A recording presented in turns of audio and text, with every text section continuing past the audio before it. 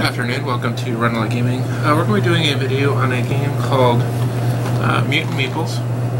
This will be a game, it's more, I almost want to call it like a puzzle-like game, but it's not entirely like a puzzle game.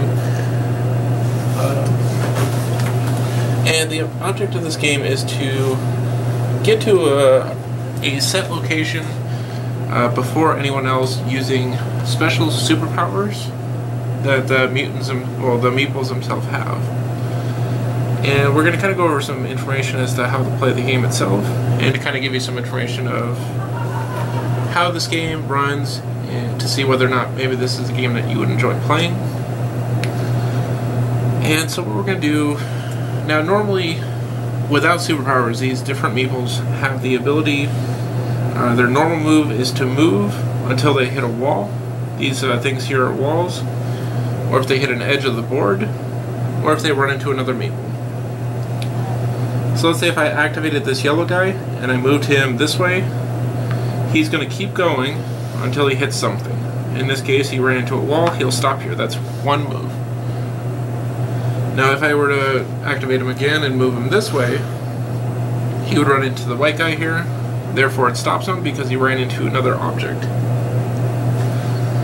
So this is how the Meeples move normally without use of any kind of special power or any other ability like that.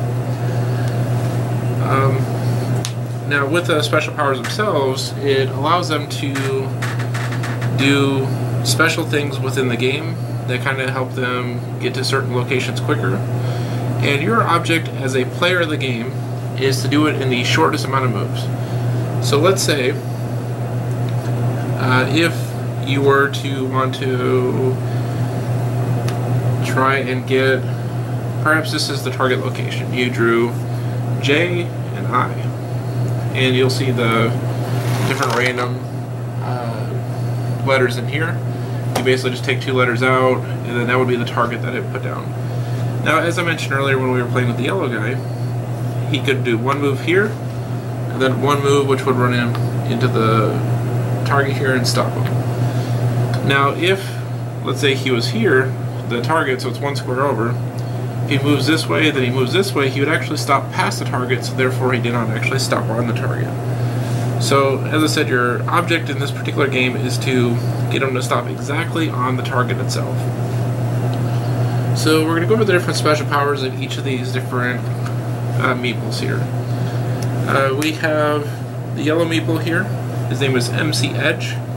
What he does is he wraps around the board. Now you can only use their special powers one time per round, so you can't just keep using their special power over and over and over. So let's say if we were to use this yellow guy, and you can use it on any of the moves that they have. So let's say for example the target was here. And what I mean by he can wrap around the board is he can keep running as though the edge of the board doesn't exist, and he comes up on the other side. So let's say if you were to run through, he would actually come back through on P on this side and fall. So, which would be really useful, like if the target was next here, he would run through the board here on P, end up on P on this side, and then the second move could be on target there. And then in this case, he got there in two moves because he was able to go through the, the sidewall here.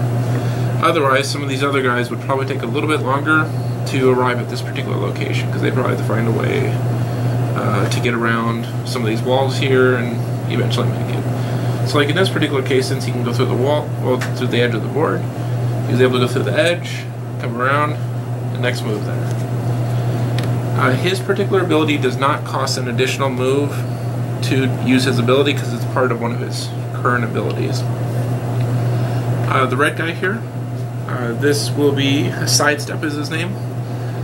What he can do, so let's say if I were to move him, he's going to keep going until he hits a wall. Perhaps I want to use his special power now. I can then move him one square. This cannot be through a wall. So let's say if I want to move him this way, I can move him one square. That's his special power. Or I can move him back this way. Or I can move him that way. So you can move him in any direction one square, as long as it doesn't go through a wall. So that gives you the ability to kind of position yourself a little bit better to try and make it to a particular location. So for example, this particular target here that we set up for MC Edge last time, let's say if you were to use sidestep to get there, you can move 1 there, you could do 2 to sidestep as a special power, that does take an action to do, and then 3 because you'll keep running towards this and end up at the edge and you hit the target there. So that would have taken him 3 moves. So the next guy we have here is the gray guy. His name is Osmosis. Osmosis, he can pass through a city building. So 1 time per round, he is able just to run straight through a wall and continue on. That does not require an additional move because it's part of his current move that when he's going forward. So what this actually means is, let's say if he wanted to go this direction, normally he would stop at this wall here, because he would run into this wall here and stop. But if he uses a special power, he'll pass through 1 wall. So he'll pass through this wall and continue on to this wall. He cannot pass through 2 walls in 1 round. It's just, he can pass only through that 1 wall. So if we were to try and get to this spot here, because if we're trying to get to the same spot with this guy, which looks like it'll probably be a little more difficult to get to, but let's say the target was moved here, just to make things a little bit easier here. We can use Osmosis to go through this wall. So this is 1 move because he moved from the start location to the next spot. Then he can move up here for the 2nd move, here for the 3rd move, and there for the 4th move. And that would actually got him there in 4 turns. So he can pass through 1 wall per round. The blue guy here, his name is Blue Beamer. What he does is he can actually go to any of these little blue, like atomic symbols, and that is actually one of his actions. So let's say if he wanted to, let's say he started off here on this particular round, he could, let's move this thing somewhere, let's say it was here. So we drew D, then A. Since he starts here, for 1 action, he can move to another atomic symbol thing. And then the 2nd move could be to the target. And that would actually get him to that particular location. Next guy, he is Scoot, or Scoot. This guy is kind of similar to Sidestep, which is the red guy. Red guy with Sidestep, that he can go, you know, up, down, left, or right, 1 square.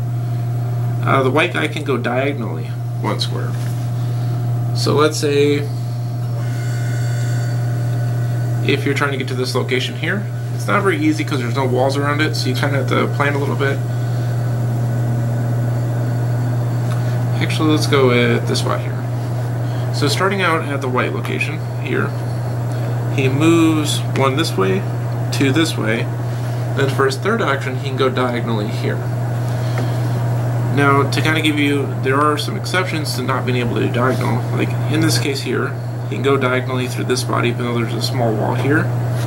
He can go diagonally here. He can go diagonally there. But he will not be able to go diagonally through this wall because it's a corner wall. But he can go through if you have just like a part of the wall, but it's not the entire corner. Now, the green guy. The green guy here is Forest Jump. His ability is he jumps over exactly 2 squares. He can jump over meeples, he can jump over buildings, but it has to be exactly 2 squares away. So he would actually land on the 3rd square away. So let's say if he were to jump from where he is right now, be 1, 2, 3. So he'd actually jump to here as 1 action, and then he could start moving. Or he can go this way, 1, 2, and then the 3rd square is there. Now, of course, in this particular scenario, you're better off just moving, but you could also jump there as well, etc. So that might be useful for, like, let's say if the target was here, he could move 1 here, and then 2 to jump because it would be 1, 2, 3rd square, land.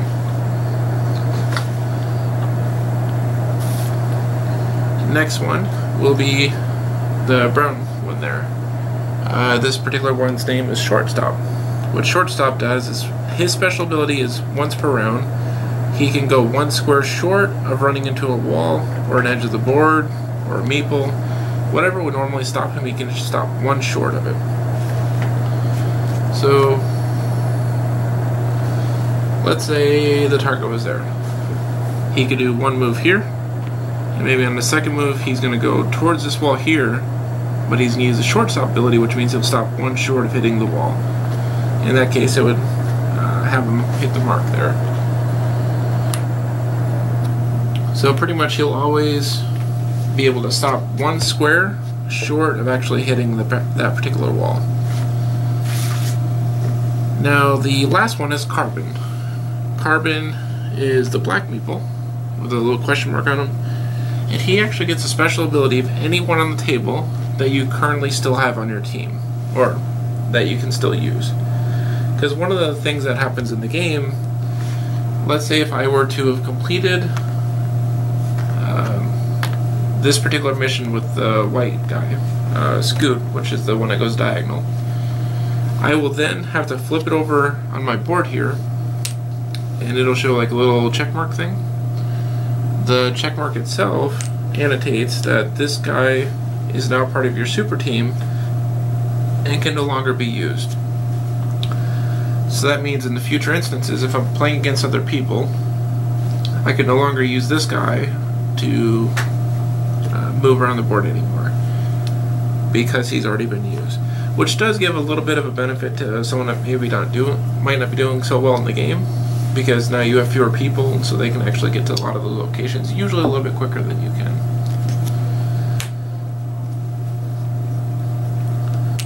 Alright, so there are a few more things on the board here. What you'll see down here are numbers. These are to annotate how many moves you feel that you can do it in. So let's say if you think you can make it to the destination in 4 moves, you would grab this 4 tile here and state that you can do this in 4 moves. At that point, you would actually place down which meeples you're using and how many moves each it is. So let's say I'm going to a location, I think I can get there in 2 moves with green, 1 move with blue, and 1 with the gray color. In this case, it was 4 total moves. You can only use up to 3 meeples, and you can only go up to 10 moves per. So you get a lot of movement if you choose. You can do up to 10 moves per meeple, and you can use up to 3 meeples in a single round. Because a lot of times this is going to be really beneficial. So if you have multiple meeples doing it, sometimes they could be used to stop other meeples to get to their particular location. Let's say I've already used the white meeple here. So the white meeple is no longer able to be used by me, and I were to have a target here. In this particular case, I can move here for 1, because in this case I could do it for 2 moves. So maybe I can move 1 there, and then the blue guy could move, but he'll run into this meeple and then be stopped. So because he got stopped, he ended up on the target here. So you got there in 2 moves. It took 1 with green, 1 with blue, and then you get to the destination there. So once you have succeeded a mission, all the meeples will be moved. There are little placeholders here, which is a little cardboard piece below it. You would set that into the new location, and that is actually their starting location for the next round, which can make it a little more difficult, especially if some of them get stuck in kind of random places on the board. Alright, so in this particular case, those 2 did move to their new location, and from here you would continue on. Now the way you actually determine where your marker is going, I kind of showed this box a little bit ago. I usually just throw the little target markers in the box. So one of these will be your first letter. So in this case, D, and then B. So we're going to go from this side first, so D, and then B.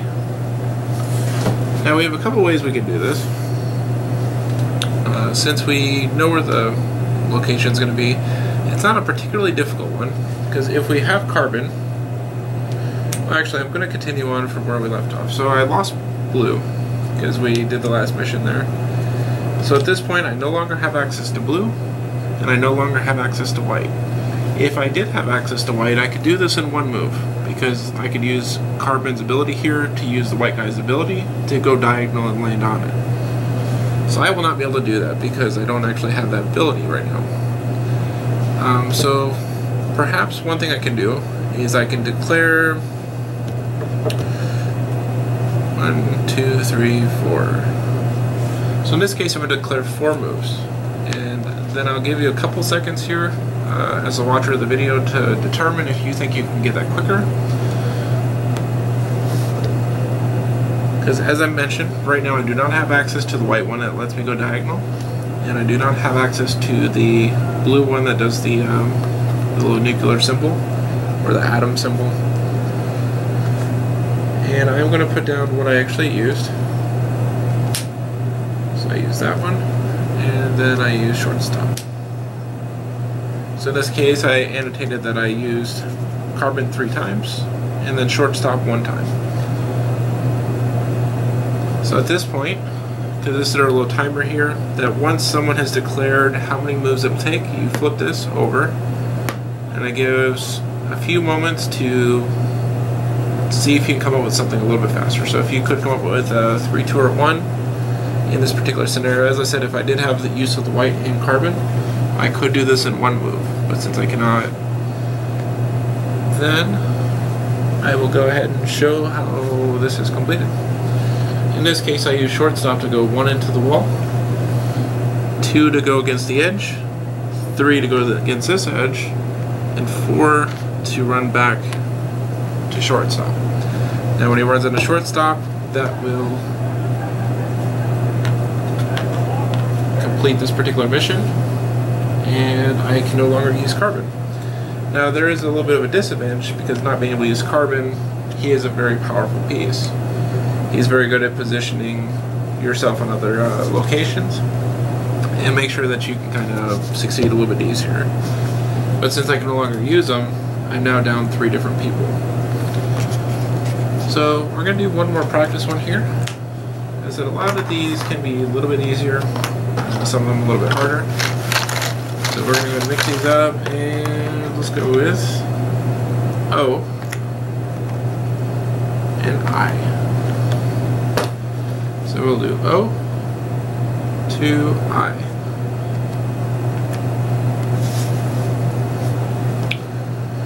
Now to give you a few moments here, you can try to come up with an idea of how you feel you'd get there. At this point everyone's going to kind of brainstorm a little bit on their plan of getting to this particular location.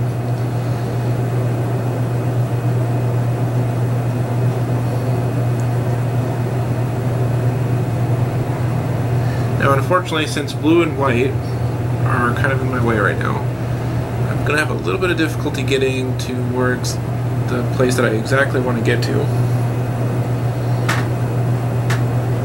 Because one thing I was thinking I could do is try to shortstop into this, because that probably would be one of the easier methods since there's a wall there. So one thing I would have to do is see if I could find a way down to this location here. So let's say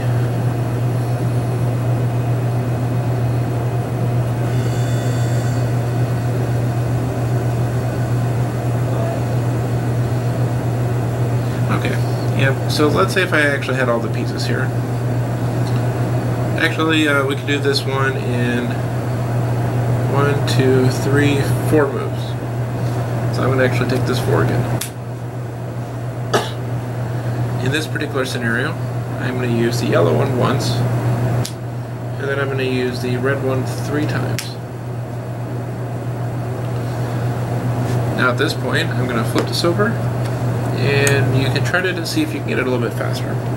In this case, I have no access to the black one here, the white one there, or the blue one there, because I've already used them all, and I've succeeded a mission with each of them. So as a viewer, I'm going to give you a few moments here just to see if you can find a quicker plan than that. And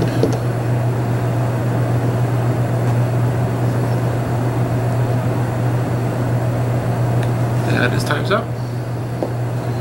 So in this particular scenario, I am going to go one move here, two move here. Now at this point, I'm going to use a special ability to sidestep. You go straight one direction, either left, right, up, or down. So I'm going to do one for the sidestep, so it's 3 so far, and then back down here for 4. So the red has now completed.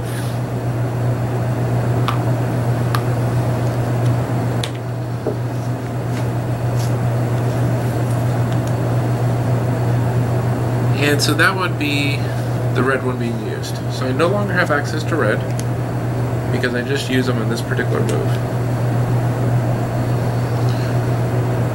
So we're down red, we're down white, we're down blue, and then we're down black. So all we have left now is the yellow, the brown, the one that passes through walls here, and green.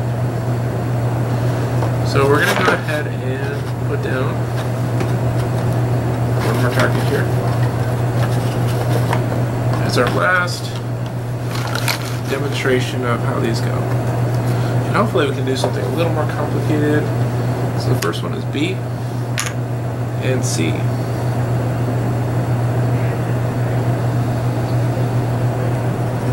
I just want to make sure this one isn't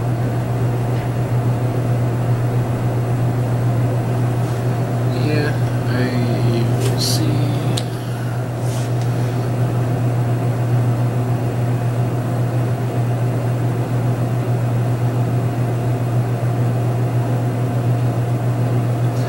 Yeah, unfortunately this one's a little bit easy. I don't know if you see it yet, but we're looking at 3 moves to get to this particular location.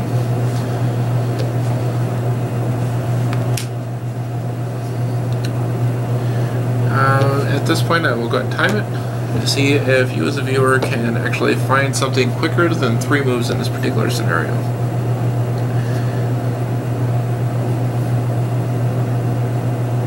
And right now we have access to the gray one, the green one, the brown one, and the yellow one.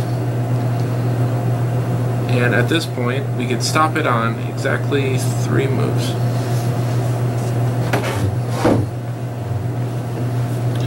Then time is up. So I'm going to demonstrate that this will be 1 move, this will be 2 moves, and then remember he can jump exactly 3 squares, and it cannot be more, cannot be less. So he's going to jump 3 squares, which will land him directly on it. That's his special power.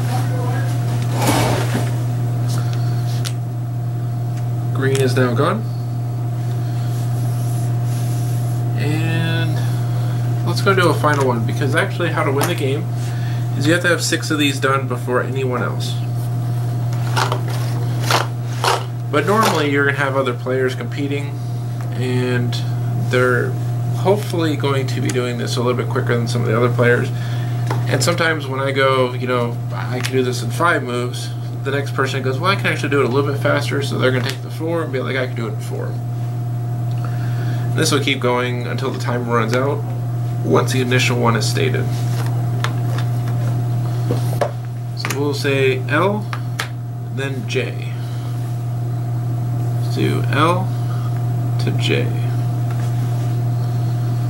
So this one might be a tad more difficult. We will see. Now definitely see if you can find something quicker than the way I would do it.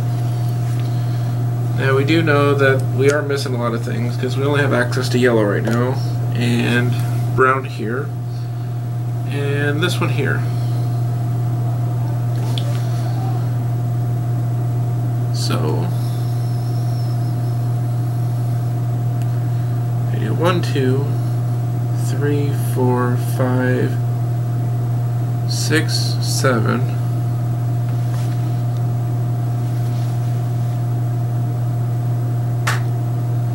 Unfortunately, shortstop's not in a very easy position to get to a location where I can move him to the side of the board very easily.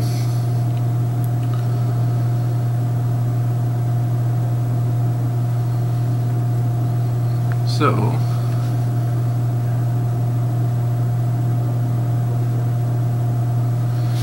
let's see here. Yeah, so as I said, this one's probably going to be a tad more difficult because the big thing is you're wanting to try and get to the location a little bit quicker than everybody else. Which...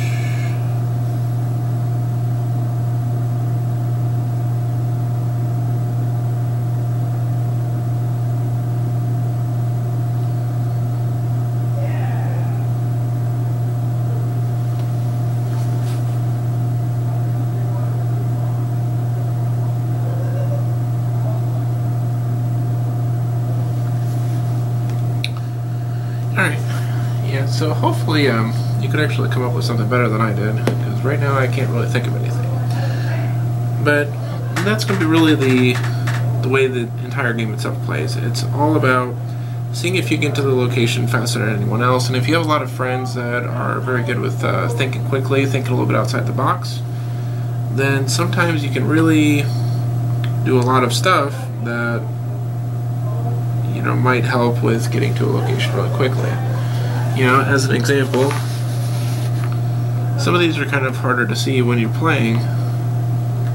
But let's say if it was something like this, and you had access to green, you could easily move him one, which actually runs him into the wall, so you won't stop at the target here.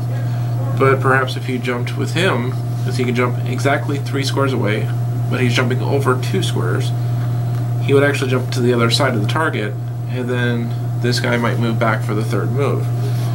So normally, this might be a little more difficult to get to. I know you could probably short-stop him into this wall here, or use a couple guys to block your way to get to that location. But these are the kind of things you're going to see that do actually help out quite a bit as far as placing people in the correct spot to hopefully stop your other meeples from getting to that location, and it kind of pops them right there on that target for you. And as I said, afterwards someone declares that they have a particular time frame that they can do it in. You flip this, and at that point it's pretty much the entire game. Once you have 6 of these check marks, basically you're trying to build your super team. These are the people that have completed your different missions. Once 6 of these have been completed, then the game ends. And I will go over a expansion. These guys are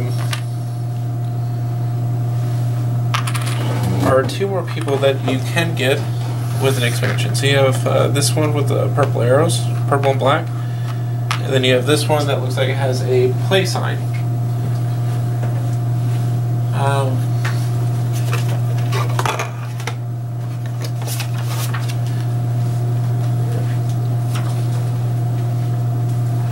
Now, this particular guy here is called Swap Meet, is his name. Now, Swap Meet, he can actually switch with anyone else on the board. So let's say if you have this expansion, normally you would take out 2 of these other people, so you'll still have the same number, it's just they'll have different abilities.